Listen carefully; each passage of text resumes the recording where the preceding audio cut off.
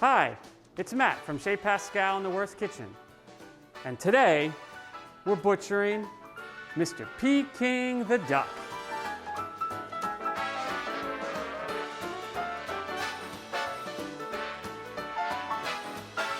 We're getting ready to butcher our duck. The first thing I like to do, take it out of the package, and I like to pat it dry.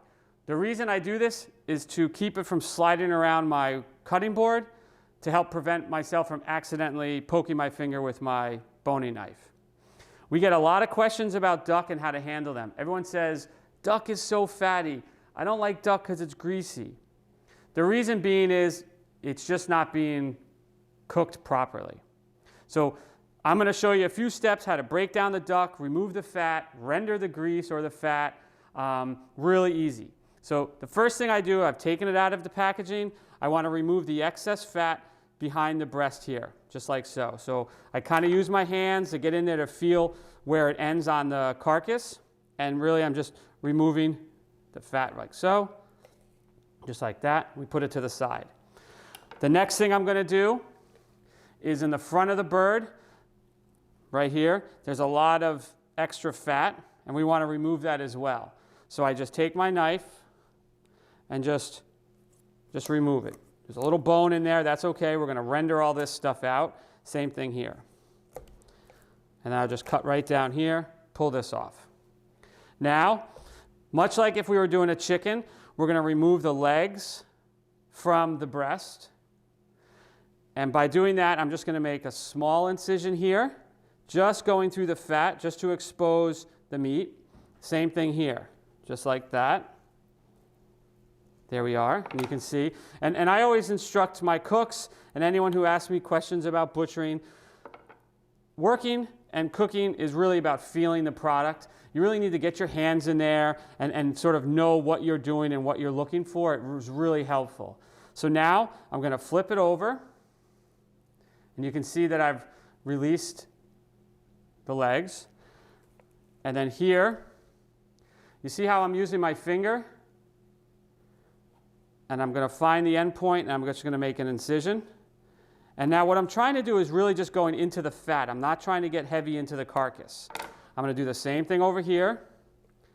Okay, I've made a mark there, and I'm just coming right across. Just remove that there, just like that.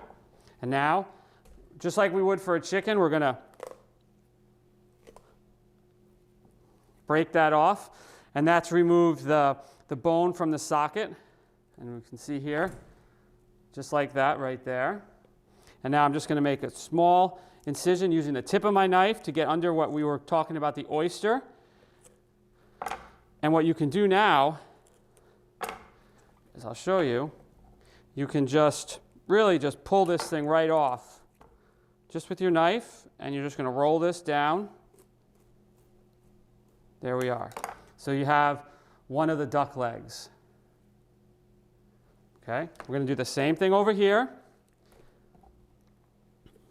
Remember, I snapped that off, and I'm just coming down, and I'm just pulling this off, just like so. Just like that, cutting it free. So there's the other leg. And now we want to take the breasts off. Okay, now we're doing that because we at the restaurant, we roast the breast slowly and we confit the legs.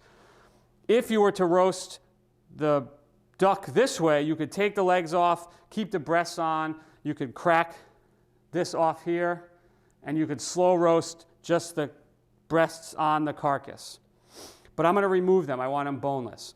So we separate it. You have the keel here, and that's where I know where my knife is going to go on either side of it. So I come back facing me, I put pressure on it like this with my fingers to separate it, and I come right about the center, and I come down right to the wishbones. Well, there's only one, it's a wishbone. Like down here again, just like that. So I've done this, and now I flip it over, and I use my finger in here as a guide, and just the tip of my knife. And it really, the breast meat comes off really easily. I mean, there's not much force at all that needs to be done. And I'm just scraping along the ribs, right down along the wing. You'll see a little silver skin that you have to deal with later. And just see like that. It's that simple. Just like so. These ducks that we get in are about 6 to 6.5 pounds. I find that to be the ideal weight for what we use them for here. They're just perfect. So there we go.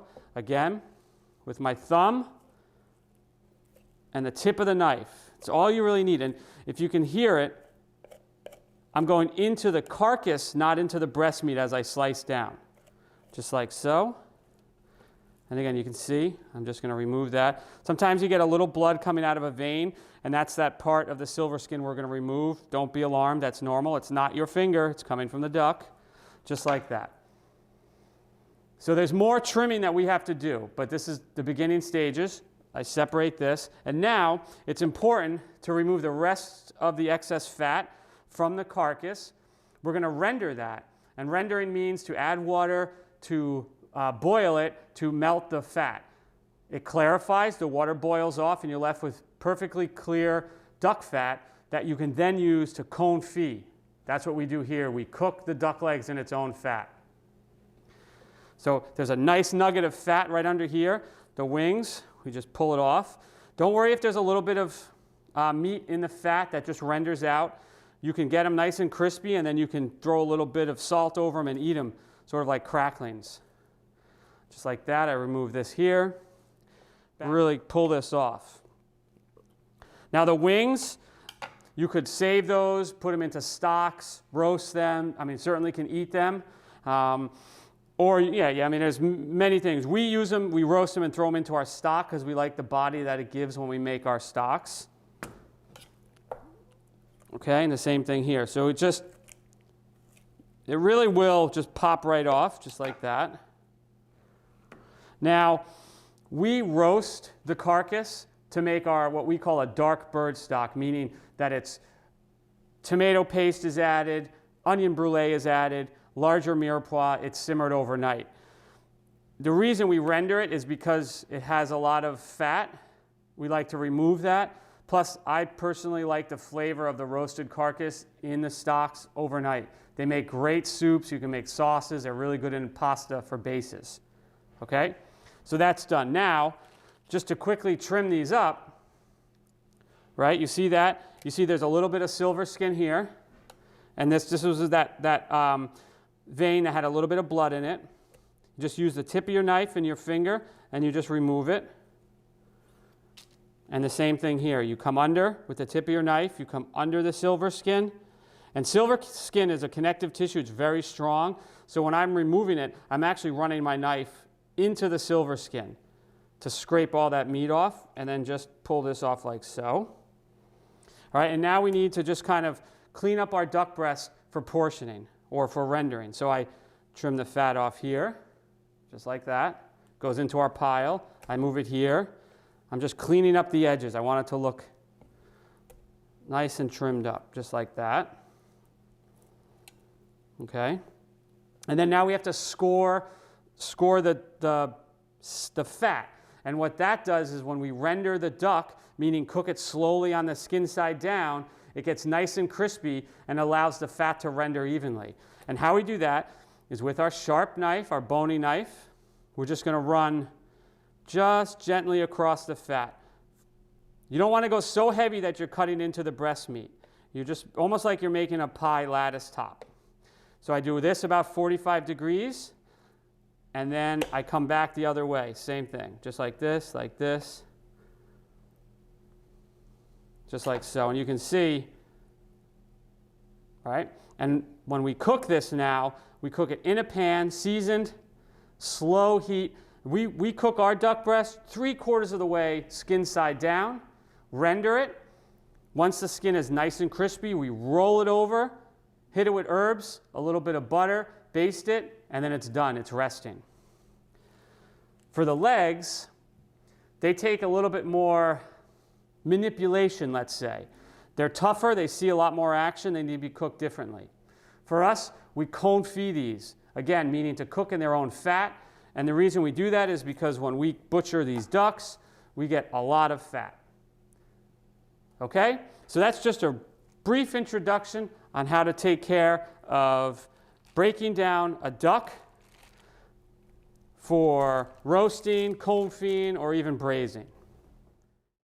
Okay, so we're going to render the duck fat. And how we do that is water, pan, burner, and duck fat. So basically you put your duck fat in here, you have water, we bring it to a boil. The reason we use water is water enables the fat to melt, the water evaporates, and then the fat will clarify, and then you will strain it, and you can freeze it to save for doing perhaps confit of duck. You could use it for roasting potatoes. It's essentially like saving bacon fat, but it's duck fat.